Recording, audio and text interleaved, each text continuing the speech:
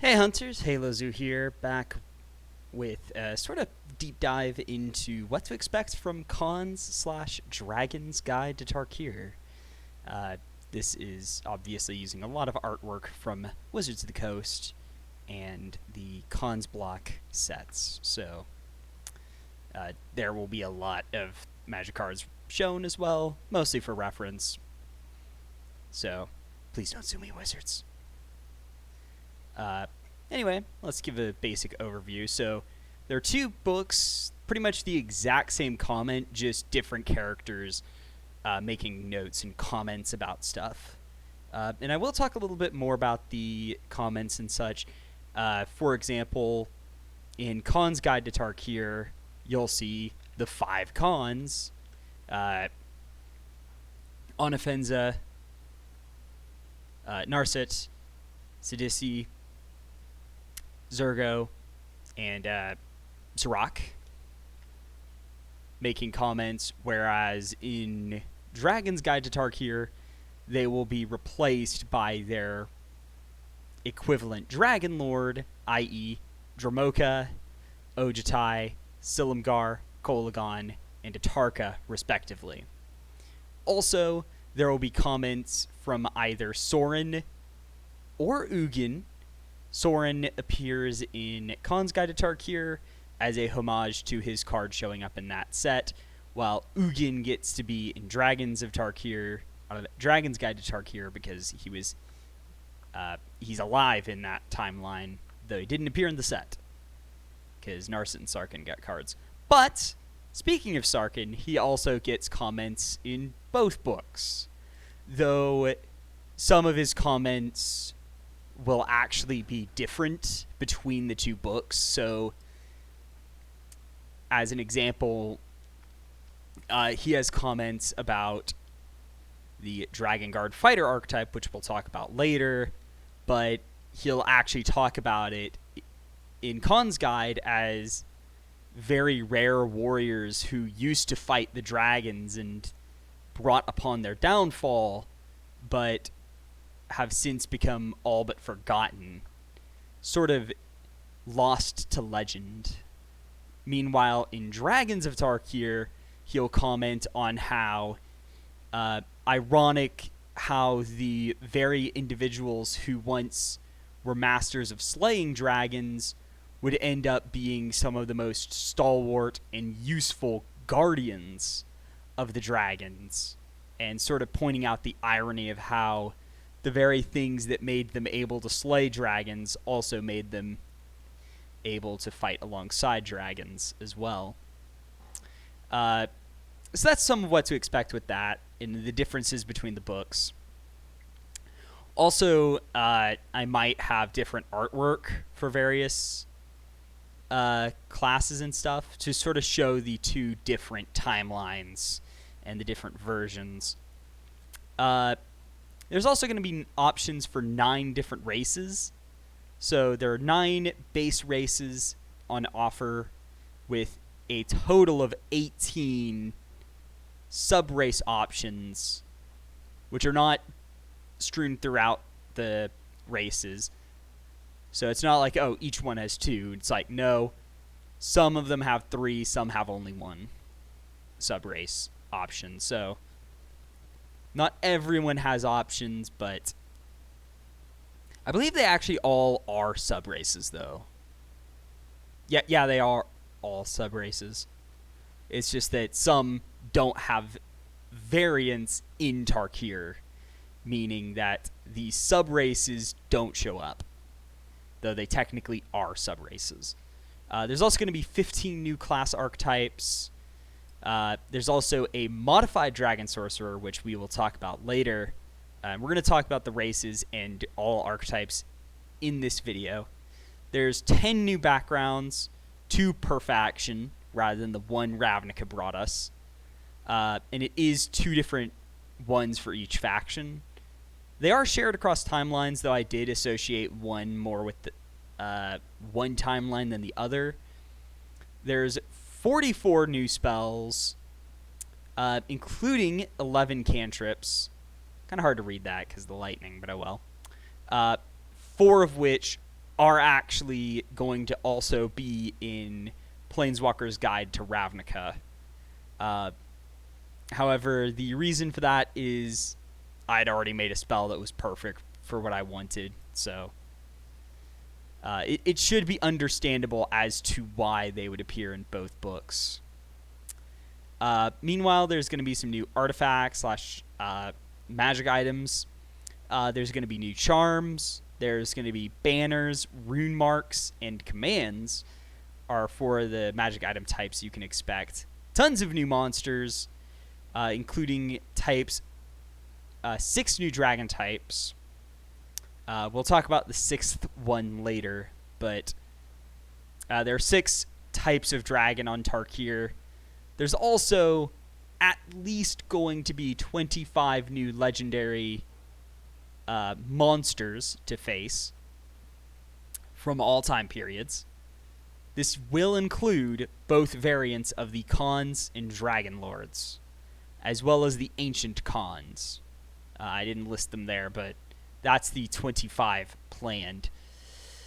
There's also references to several unique factions that exist outside the clans, 2 of which include the Dragonbane, who are an entirely new faction.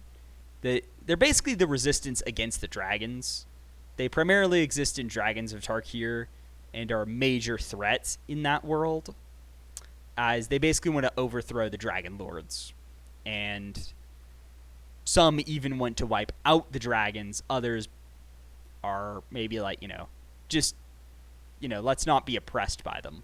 But all in all, the Dragonbane do not like dragons. And the Endbringers are their sort of polar opposite, which in Dragons of Tarkir, they're very small. Or relatively small, as dragons have all the power, so why would they want to just wipe out humanoids? But oh well. They still exist, though, and they just do not like humanoids at all. Though their numbers are small thanks to the fact that, because they're in control, some who might have joined them are instead content with ruling the humanoids. There's also rules for various timelines. Specifically, 8. That includes 7 alternate presents. 2 of which we have seen. Khans of Tarkir and Dragons of Tarkir. And there will be a few others that are sort of starting points for other stuff, though there's not going to be a book for each. I'm not going that crazy, but the general gist is that there's various outcomes for Tarkir that it's like either the dragons rule or the Khans rule, but there's also timelines where neither truly dominates the world for one reason or another. So there's definitely a lot to see there. It's a relatively small thing, but I want to mention there's not just going to be, it's Khans or dragons. It's also going to include the past, too. Races and sub-races. We have 9 races on offer, of which you can see on the right. I grabbed a few cards to show them off.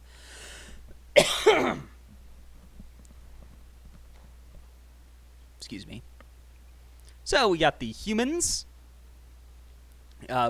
which will actually, by default, use the variant traits. Not that stupid base human that gives +1 to everything. They technically can still use it. Most of the people on Tarkir prefer to specialize, basically, and often have a more specialized mentality. And also different feats show up more often in different factions. Like the athlete feat shows up in the Mardu a lot more. We also have the Einok, or Hound Folk. They have 3 variants, the Wolf, Fox, and Mastiff subraces. The Mastiff are the big ones amongst the teamer. Fox Einok show up. They look like jackals or something. Sandstep Scavenger from Dragons of Tarkir is one. And then the Wolf Einok are kind of like the guy right here. They're sort of the most generic ones, but the Fox Einok tend to be a little more cunning and mystical and mischievous at times. Mastiff Einok are a bit stronger, while Wolf Einok are almost like wood elves. They're basically the wood elves of the plane. That's the best way I can describe Wolf Einok. Aven, meanwhile, come in the Hawk, Raven, and Vulture variants. Hawk Aven show up mostly in the Obzon and Jeskai clans, as well as the Ojutai / Dramoka. Raven, Aven only really show up a lot in Khan's timeline amongst the Teamer, though you could also see them in the Dragon's timeline, perhaps as more neutral characters, or amongst maybe even the Silumgar might take them in. We don't really know about them in Dragon's timeline. They're non-existent in that one. Jin, meanwhile, exclusive to the Jeskai and Ojutai, Jin interestingly sort of focus heavily on body, mind, or soul, meaning that they are either, and it's sort of like they're training and they have this mental discipline that they focus on, and they typically focus on body, mind, or soul, so they have different abilities based on that. Meanwhile, we also have the Ifrit, which have the Jeskai and Tarkir variants. The most notable timeline difference is that in Khans of Tarkir, they were associated with the Jeskai, and they tended to be more dexterous. While in Dragons of Tarkir, they joined the Atarka and became much more savage and stronger. So the two versions represent the diverging timeline split, though you could still easily see a Jeskai Ifrit show up as either an agile hunter amongst the Atarka, or as someone who's gone over to the Ojutai to follow their ancient ways, potentially even studying the secret Bloodfire technique, which is all but forgotten in Dragons of Tarkir. While the Atarka Ifrit could show up in the new timeline as either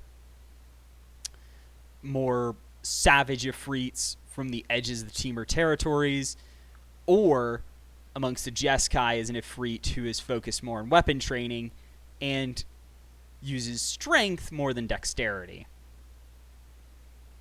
Meanwhile, the Goblins of Tarkir have a new variant, just known as Tarkir Goblins. Might rename them to Snow Goblins, but they are resistant to cold and have furry bodies on this world, as you can see from this glorious token art. Meanwhile, the Loxodons of this world include the new Mammoth archetype, or subrace, and they're basically like woolly mammoths, or mastodons, as Loxodon. So, once again, resistant to cold. I think I changed them to be a bit stronger as well. But they also only really show up in the Khans timeline. In the Dragons timeline, they were devoured by Atarka, though a few survivors could show up along with the Mastiff Einaku Atarka, also devoured. But a few survivors of those groups could show up as well. Meanwhile, the Naga of Tarkir, of the new Python type, different from the Cobra Nagas we saw on Amonkhet. So this is a new type that can actually constrict people, and they tend to be quite nasty and have a much darker bend than their Cobra cousins on Amonkhet. Meanwhile, the Orcs of Tarkir are split into three types. There's the Peak Orcs of the Teamer, Steppe Orcs of the Mardu, and then the Krumar Orcs of the Obzon, who don't really show up in Dragons of Tarkir, as the Krumar tradition is not as strong, but the Krumar Orcs tend to be a lot different, as they're young children raised amongst the Obzon rather than raised amongst their more feral and savage kin, meaning that they have a strong sense of loyalty and duty and tend to be a lot tougher, as Obzon are in general a lot tougher than everyone else. So next up, we're going to go talk about the archetypes, including, first up, Oath of the Ancestors, Paladin. So you work with the spirits of the past to protect family and allies. You call on your ancestors for guidance, protection, and vengeance. And yes, Ancestral Vengeance is one of your abilities. You also get Rally the Ancestors, which I don't have here. But you learn spells that call on the dead, potentially even resurrecting the fallen. I put resurrected. Wrong tense. Silly me. It's like I'm part redneck or something. And they also get Tree Stride, which, in my defense, kin trees are a big thing, so that's where that came from. Also, the fact that there's not really many good, like, necromancy / spirit spells for 5th level. So I'm just like, flavor choice, kin tree stuff. Okay, we're good. They can also outlast and endure any assaults, and I'm just going to pre-warn you, I may or may not have tried to make it where all the 10 major archetypes have a ability that uses the name of one of the faction's keyword mechanics. So, Oath of Ancestors gets Outlast. And they eventually learn to summon an army of spirits to fight beside them. And that's like their final ability, is Rally the Ancestors. And their aura is actually the retribution stuff they get. So there's definitely a lot of shenanigans to be had. Anyway, let's move on to School of Geomancy Wizard. These guys master spells that reshape the earth, commanding dirt, stone, and sand. They also are able to bolster the armor of your allies. Obligatory keyword reference. And they can also reduce forced movement with this ability as well. They can extend the area of spells you reshape the ground with, so basically you get to make them bigger. You also learn 2 extra cantrips, Mold Earth and Magic Stone. Mold Earth, of course, being affected by the AoE extension. And at higher levels, you learn to terraform massive areas with a single spell. I've also shown that they aren't necessarily exclusively associated with the Dromoka, but they are heavily associated with them, as that's one of the major things that I wanted to get, was a Geomancer or someone who could mess with sand magic, like the Dunecaster and Sandcrafter we have here. Then we have School of the Lotus Wizard. Okay, these guys are kind of odd in that I kind of like made them... This actually predates Order of Scribes Wizard, by the way. So School of the Lotus is kind of like a... how I would describe it is they kind of add a few things a monk in being serene. They have some martial arts ability, though they don't have the same absurdity that monks get. Meanwhile, they also have the ability to maintain concentration a lot easier, as they basically get proficiency with it by default. They also learn the ability to rebound spells. Also, as a side note, not all of them correspond with the timeline they're associated with, such as School of the Lotus gets the Dragons of Tarkir mechanic, even though I'm technically associating them with the Jeskai over the Ojutai. Basically, rebound works as you'd expect. Once per short rest, you get to cast a single spell twice with a single spell slot. Though I believe the ruling I made was you can't use your highest level spell slot and it goes up to 5th. And it's only once per short rest, too. So you can rebound a spell and then basically cast one spell twice. They also make all their spells deadlier, similar to how evokers could enhance the power of their evocation spells. They get to enhance all of their damaging spells, and also become much harder to charm, frighten, stun, and incapacitate, because they have a very serene mind.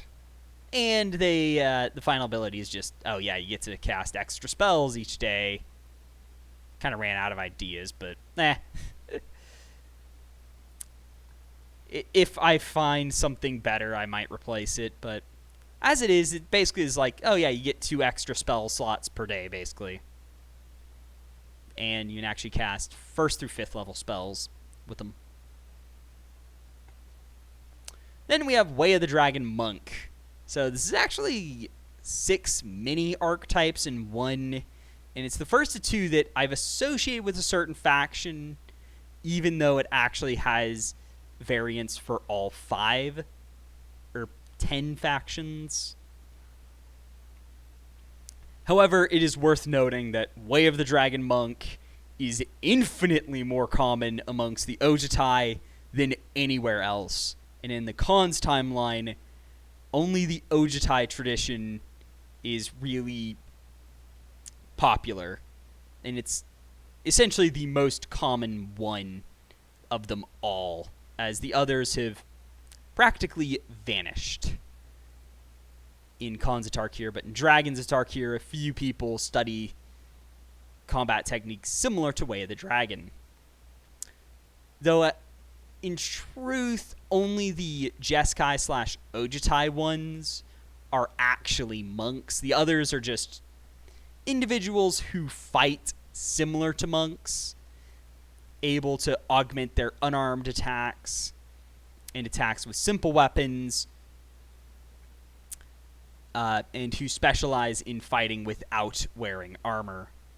So they're not technically true monks, but they are mechanically monks, basically.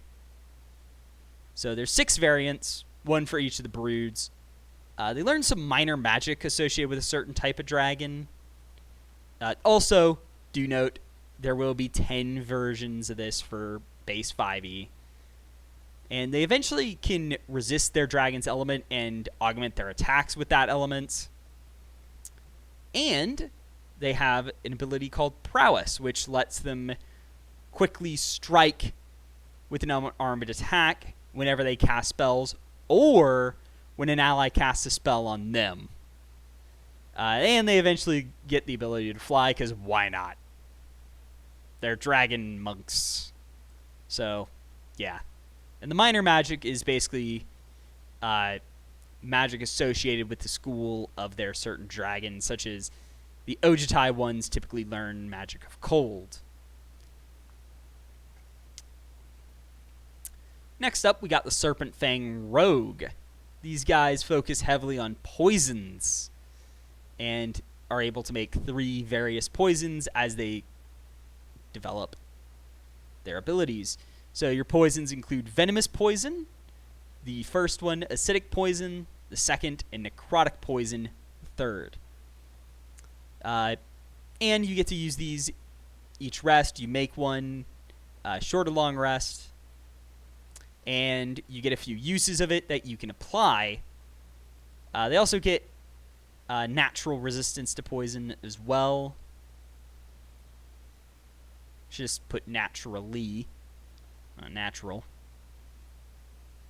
But I've spent a long time making this. But anyway, they also use intelligence to craft their poisons, so they are intelligence-based, even though they do not use magic. They later learn the ability Exploit Weakness, which lets them make poisons harder to resist, or even last longer. So basically you get to turn a poison into a repeated saving throw. So they get some sneaky abilities. Basically Assassin, but better almost. though they're specifically poison-based. So that is what they do.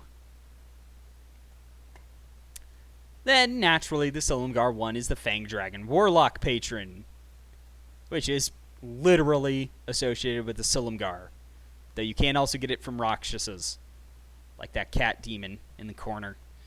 But anyway, you gain powers of death, poison, and acid. Or acid, death, and poison, I guess. That's the order I put them in. Don't question it.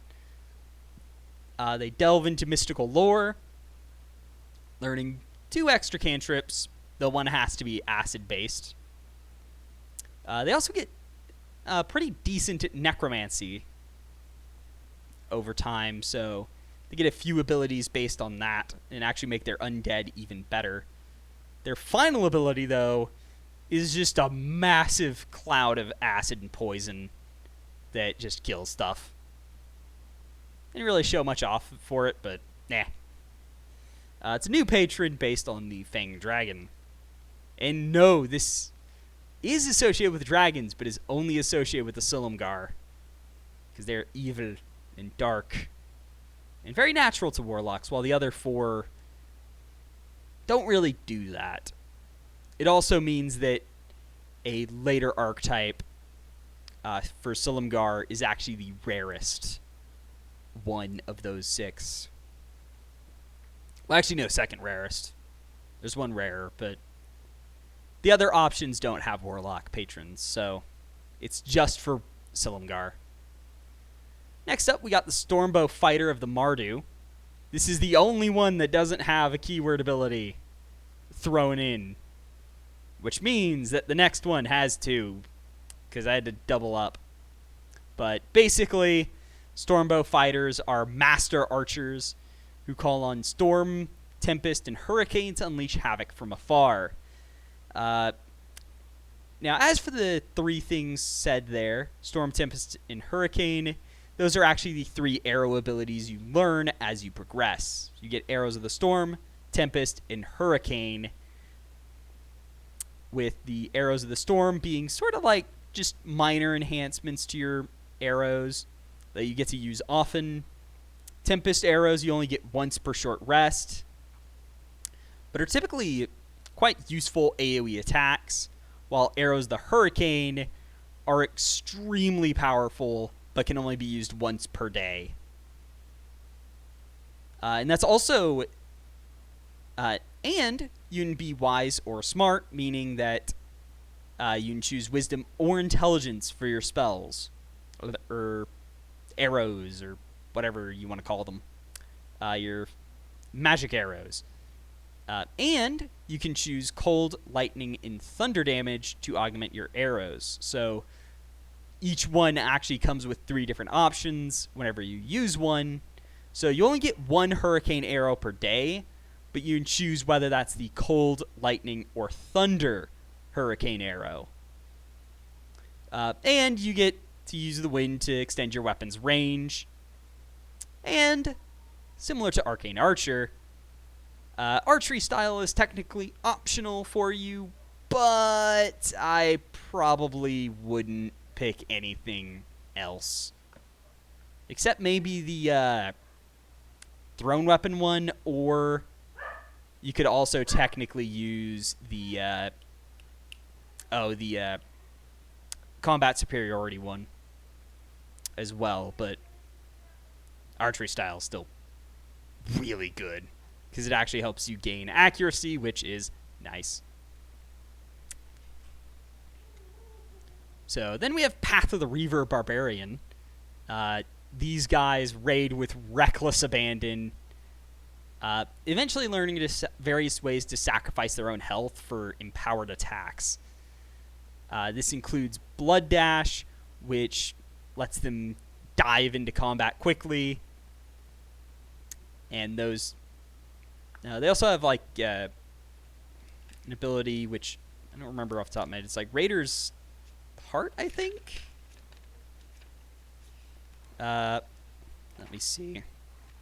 I don't remember the names of all the abilities. Yeah, Raider's Heart, which means you're immune to being frightened and resist necrotic and psychic damage.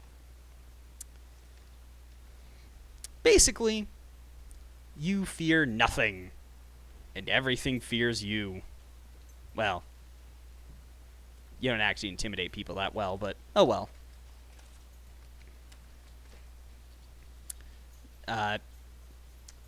You also gain vitality as you strike while enraged, and when you kill stuff, you get health back.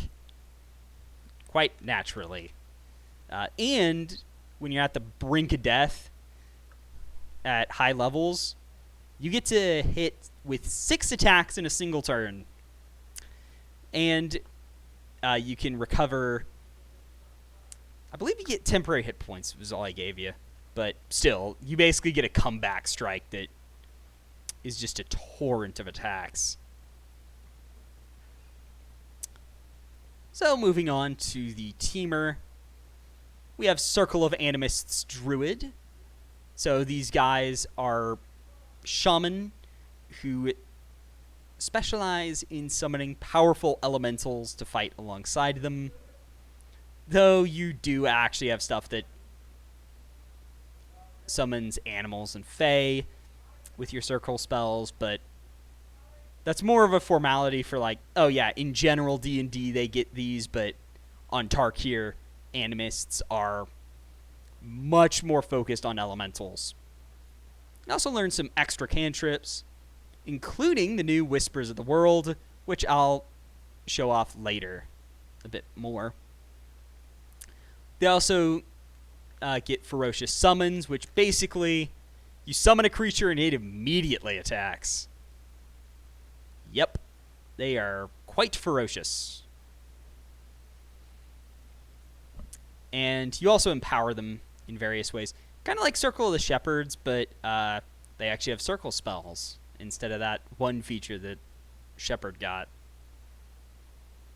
Basically, kind of like a variant of that, though they don't have the same support abilities. They just focus primarily, like, solely on summoning stuff to their side. So that is the difference. Then we have Dragon Guard Fighter, the last of the 10 primary archetypes. There are 6 variants, though the Atarka variant is the most common, and there's going to be 10 more for base 5e as well. They are adept at fighting for and against dragons, as I sort of hinted at previously. And the story is actually that in Dragons of Tarkir, actually I'm going to start with Khans. Khans of Tarkir, they became known as heroes as they helped end the dragons and wipe them out. However, in Dragons of Tarkir, things changed, where those same individuals would end up surrendering to the dragons, and the dragons quickly realized that, you know, these guys have learned various tricks to resist our attacks. What if we're going to work with humans who, you know, it's like you have to risk breathing fire on your troops. But if you have troops that are able to resist your damage type, well then, who better to work with? So that's basically the story, where it's like, in one timeline, they're dragon slayers of the past, while in another, they're the guardians of the dragons they once slew and wiped out, and are much more common in the new timeline as their relevance changed but never went away. They also get combat superiority, eventually learning to unleash their dragon's elements whenever they use it. And they get Draconic Breath attack, like the one of their associated dragon. And they get the ability Formidable Strikes later, which I forgot to put a formidable thing up here. Ah, well. There was one on the last page. But anyway.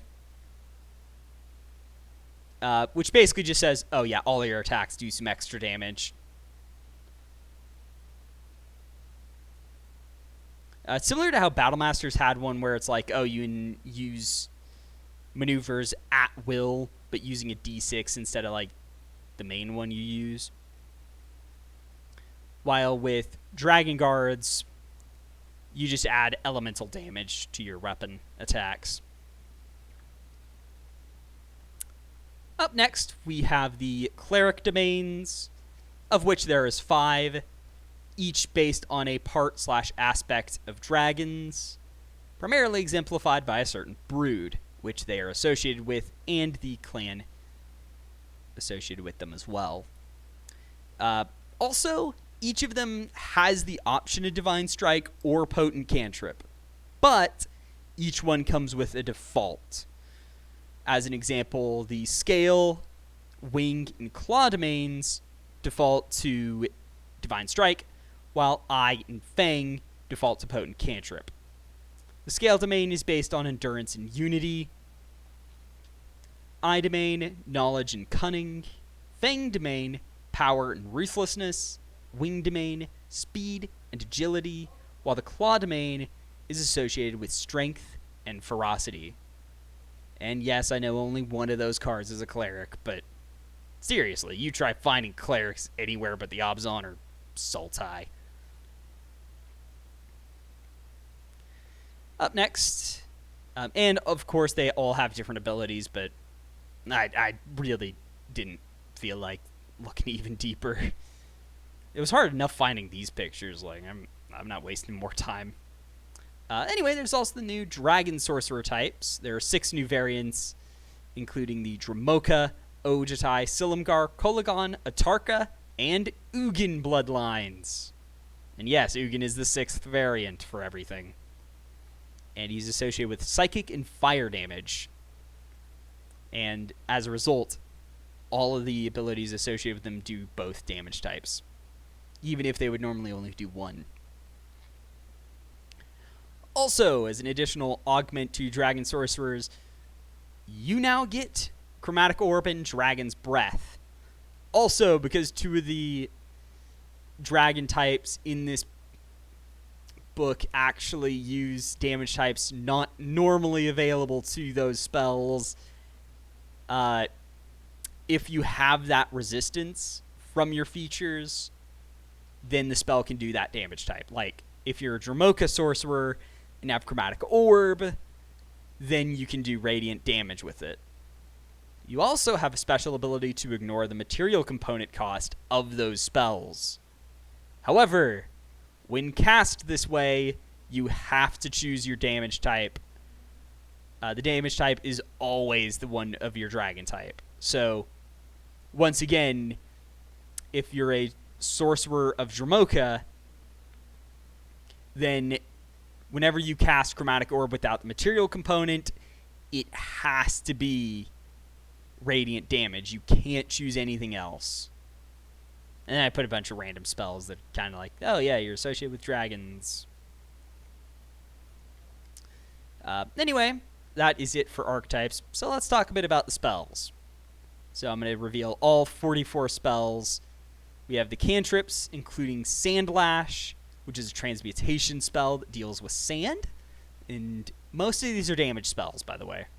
I think only of the cantrips, only Whispers of the World and Inscribe Hedron don't do damage, but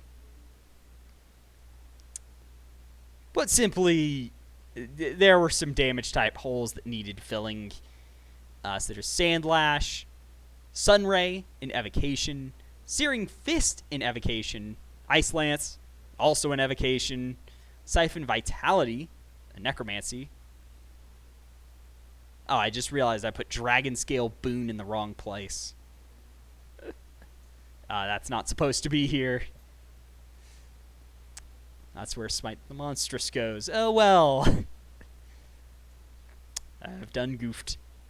But anyway, there's also Acid Fang in Evocation, Twin Bolt, an evocation. Static Arc, an evocation that also shows up in Planeswalker's Guide to Ravnica as the Izzet cantrip. Whispers of the World, a divination spell. Stone Fist, a transmutation spell from Planeswalker's Guide to Ravnica that appeared for the Gruul. And then there's Inscribe Hedron, which is a transmutation. Twin Bolt also deals thunder damage, by the way. Static Arc is lightning. And the rest should be kind of obvious. Stone Fist is bludgeoning. As is Sandlash, actually. Siphon Vitality is necrotic, of course. Low-level spells. These are first through third. And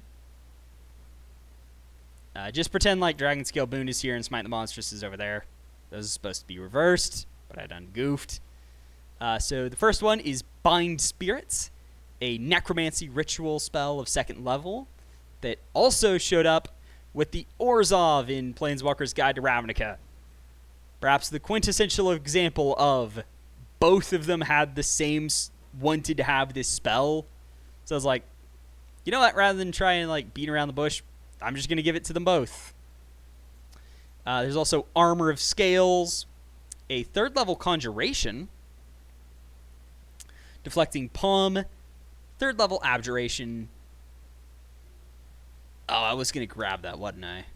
Oh, well. I was going to put Deflecting Palm instead of Harsh Sustenance here. I've been working on this for so freaking long. Not going to lie. But anyway, there's Center Soul, a second level divination that has a very unique way of casting it in that you can actually cast it while under various effects and allows you to potentially end them.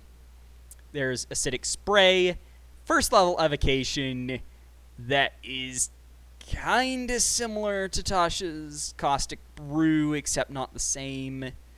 Once again, this does predate Tasha's, so there might be some redundancy with Tasha's in this and Planeswalker's Guide to Ravnica. Then there is Thundering Bolt, first level evocation. Stormark, a second level evocation. Savage Punch, a transmutation of third level that had to be in this. And its origin is actually from Ravnica. And I was basically making a spell for the Gruul, and I'm like, you know what? I'm going to make a spell where you just punch something. That sounds Gruul. And then I realized, wait a minute. I've just made Savage Punch. And so I named it Savage Punch. And, of course, it's in this book as well for the teamer. Which also, I will actually kind of spoil the comment for this one, but there is a comment on this spell, and it's either Sirach talking about punching a bear, or Dramoka talking about Sirach punching a dragon. Once again, how could I not? There's also Flame Claw, a first level evocation spell that is single target or multi-target, though it actually has to be 3 targets next to each other, i.e. in 5 feet of each other. Then there's Conceal Form, an illusion ritual at first level that the entire purpose of is to allow Morph to be a thing. So yeah, that was what I had to figure out. It wasn't easy to make, but I got it in the end. The mid-level spells include Sandblast, a 5th level transmutation spell. Radiant Purge, a 4th level evocation that does lots of damage to summoned creatures. Water Whirl, a 4th level transmutation.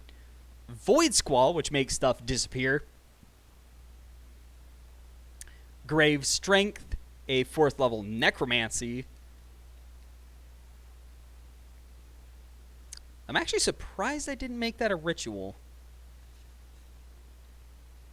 Yeah, I didn't make it a ritual. Steel Spell, 5th level Abjuration. That basically it's a counter spell that lets you cast the spell later. So you're literally stealing their spell. Storm Aura, a 5th level evocation. Duress, a 6th level enchantment, and one of many spells from the game that, as you've already seen, most of them are based on cards. Winterflame, a 5th level evocation spell that deals cold and fire damage. Draconic Roar, a 4th level evocation spell that actually has a ton of variants. And basically it's just like you breathe like a dragon. And it comes in, I believe there's 16 variants, though technically 22, because the Tarkir dragons all can use cone or line rather than just cone or just line. And then there's Ghostfire Blaze, which is a spell heavily associated with Ugin, which is a 6th level evocation that deals fire and psychic damage. Next up, we go to the high level spells, which almost all of which are actual spells from the game, except Ghostfire Strike and Winter Storm. I couldn't figure anything good out for them. But Dune Blast is a 9th level transmutation spell. Sunbringer's Touch is an 8th level abjuration spell. Ghostfire Strike, 7th level evocation. Winter Storm, 8th level evocation. Empty the Pits, 7th level necromancy ritual. Deathwind, an 8th level necromancy. Crackling Doom, an 8th level evocation spell. Voltaic Fury, a 7th level evocation spell. Trap Essence, a 7th level abjuration, which is kind of like a mini banish, but I haven't made that one yet. I don't know entirely what I'm going to do with it, just that it's going to be Trap Essence. There's also Magmatic Chasm, a 9th level transmutation spell that does involve earth and magma in spades. And then Call Dragonstorm, a 9th level conjuration spell that lets you conjure a bunch of frickin' dragons. Because why not? Yeah, that's going to be fun when you get it. But anyway, that is pretty much it for the preview. So, there's one more thing to talk about, though.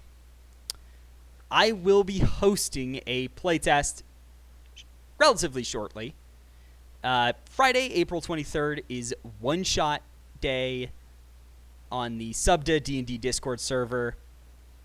I will probably, i.e., if I get around to getting everything set up and get that fixed and set up and everything, I will be hosting the first playtest session of Cons/Dragon's Guide to Tarkir at 9 p.m. U.S. Central Time that day as my game for the event.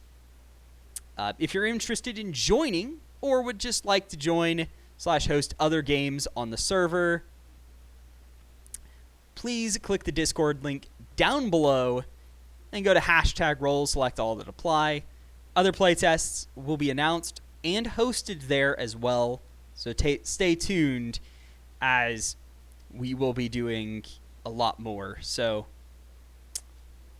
that is what to expect.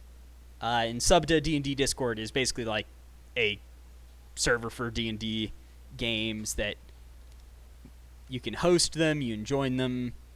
Currently we got 2 games running, with more potentially to come. So without further ado, see y'all next time. HaloZoo out.